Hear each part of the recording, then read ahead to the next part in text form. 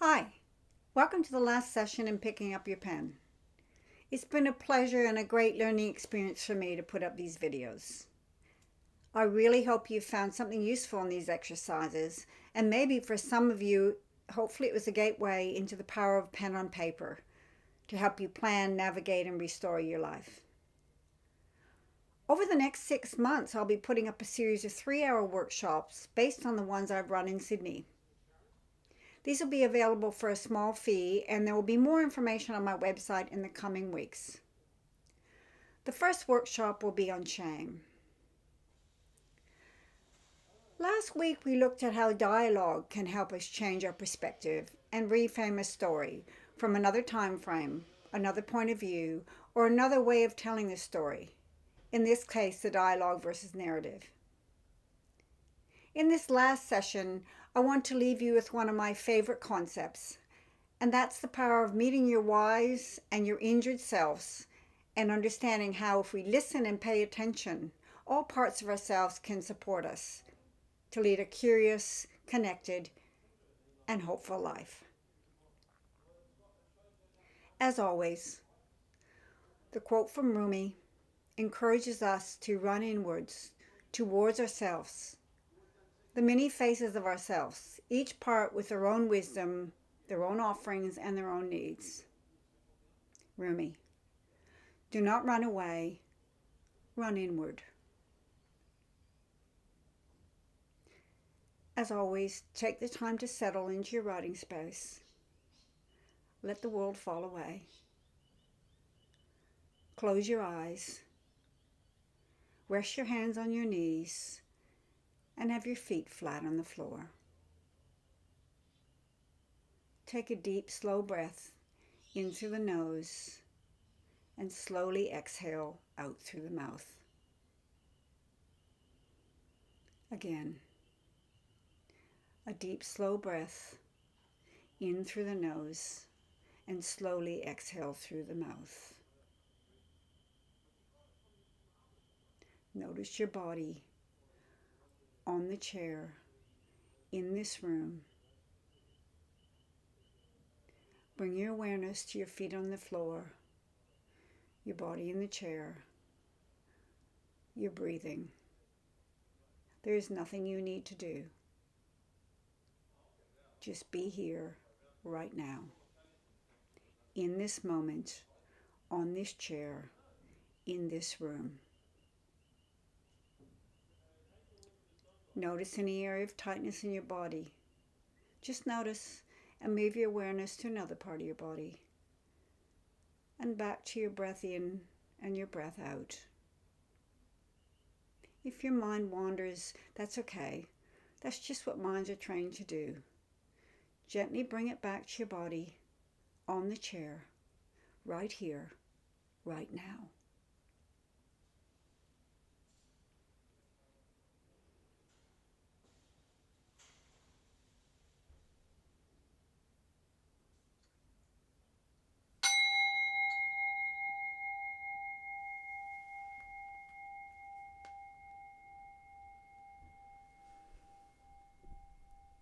Now pick up your pens and start this session as always by checking in with yourself. Write the date and right here, right now. And notice feelings, thoughts, and body sensations as you begin this last session of your 10-week program.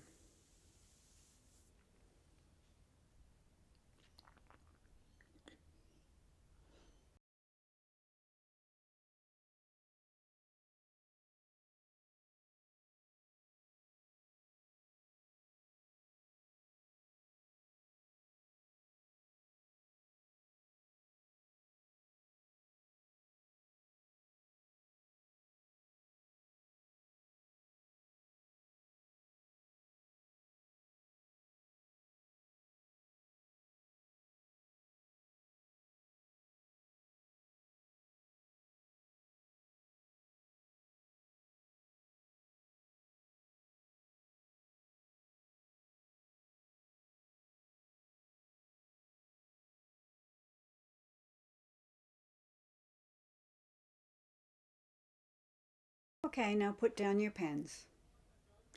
Writing helps us recognize that there are multiple truths, multiple stories, and these truths and stories are changeable over time. Who we perceive ourselves to be is the combination of these stories, which we have learnt from others, and the stories we have learnt from ourselves. We often imagine that we're one self, but I like to imagine that we have a family of selves in us, all trying to protect and help us, all with different needs and all with different strengths. This is also the key concept of internal family systems therapy. Today I want to introduce you to one concept of parts, and that is the wise and the injured self. And hopefully I'll give you some tools to start to communicate with these internal storytellers. Again, don't get too stuck on words here. When we come to your writing, just go with your intuition. So the injured self and the wise self. We all have a wise self and an injured self. These parts develop over a lifetime. They are not fixed, and we can choose to live in and or strengthen either part of ourselves at any time. The wise self is the calm, peaceful, non-judgmental, and compassionate part of our being. The wise self feels secure, lives in the present, is connected to people and itself, and trusts his or her intuition. The injured self is the dark, diseased, wounded part of the self. It is often anxious and frightened.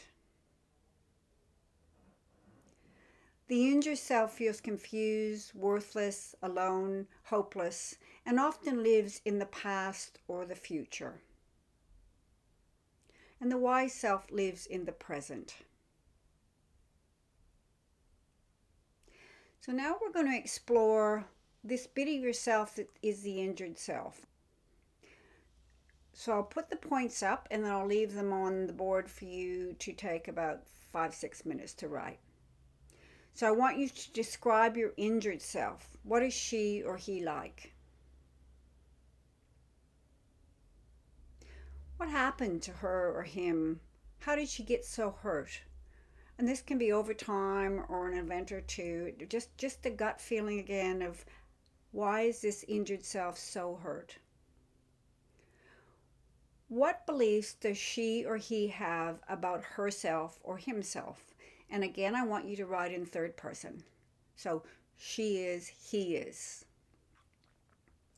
What beliefs does she or he have about other people? So again, they are. What beliefs does she or he have about the world? The world is. What is she or he frightened of? And lastly, what keeps her or him safe? So I'm going to keep this on the screen, and I want you to start telling the story of your injured self using these as jumping points to write. I'll give you about five minutes on this. Okay, pick up your pens.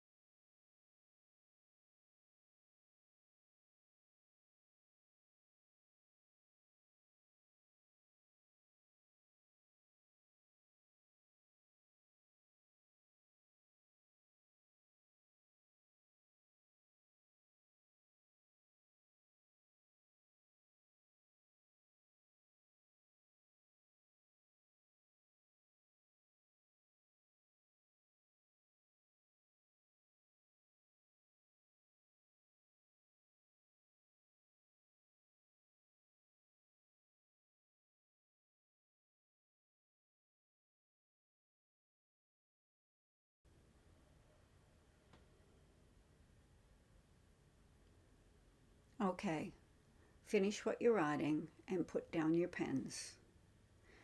And now we're going to introduce you to your wise self. And we're going to do the similar exercise with your wise self. So first, let's just go through the points. So again, describe your wise self. What is she or he like? How did she or he become so wise? So you might want to talk about what he or she's learned, who they've learned it from. What beliefs does she or he have about herself or himself? So again, third person, she or he believes what about herself, himself? She believes about other people that they are, or she or he believes the world is. And what is your wise self frightened of? And lastly, what keeps your wise self safe? Again, pick up your pens, just let the pen flow. Take about 5 minutes to introduce yourself to your wise self.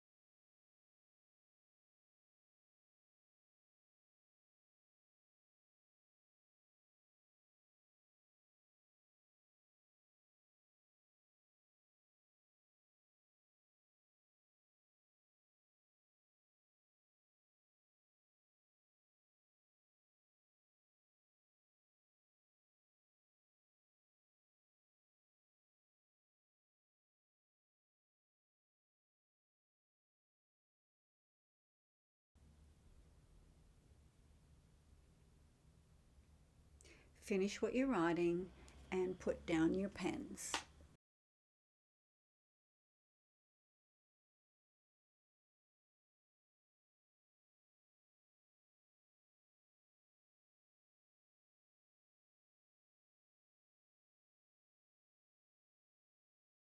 The next exercise is to encourage the injured self to talk to the wise self, to let the wise self know what it feels like to be in the injured self's world.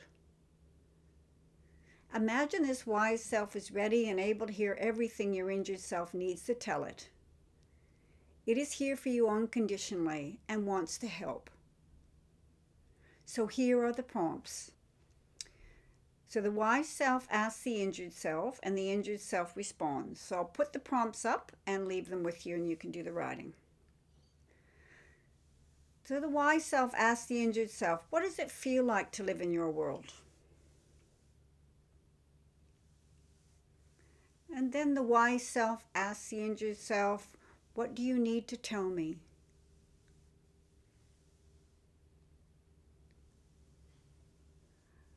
What do you need or want to feel safer?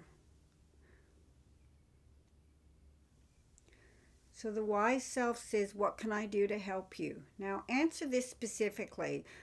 Does the injured self need strategies, comfort, time, to be listened to be heard? Just try to be quite specific about what your injured self needs. And lastly, the wise self can say to the injured self, can we agree on the first steps we can take together to heal? And then write down a couple of things that the wise self and the injured self can do together to move towards healing.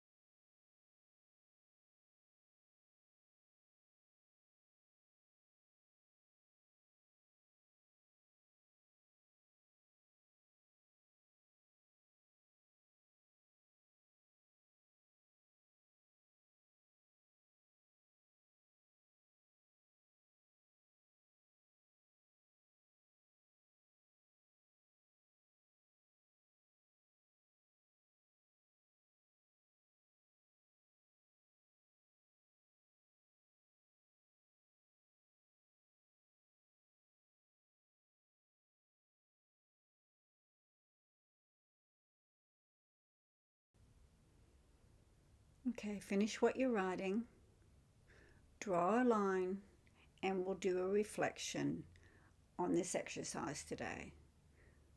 So, what did you notice? What do you wonder just having done this short exercise? And what surprised you? So, I noticed, I wonder, and I am surprised.